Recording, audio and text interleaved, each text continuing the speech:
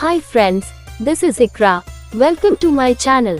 In this video I will elaborate on the evidence of fossilization of bodies into rock and iron through the Holy Quran.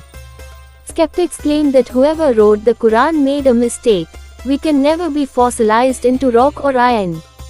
Today scientists found creatures that fossilized into rock and iron.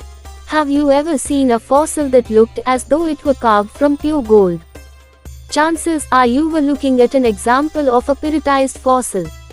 It may not be made of precious gold, but it's an entirely natural fossil formation. Pyrite, often called fool's gold, is an iron sulfide, and a very common mineral.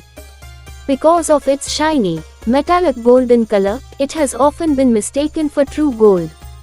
It is brittle, and sadly subject to decay in moist environments, making it useless for most practical purposes.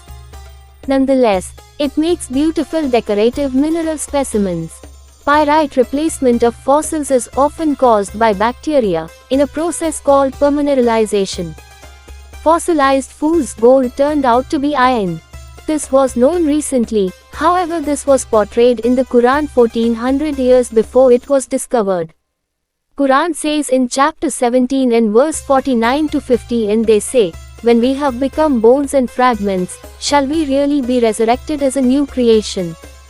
Say, even if you become rocks or iron.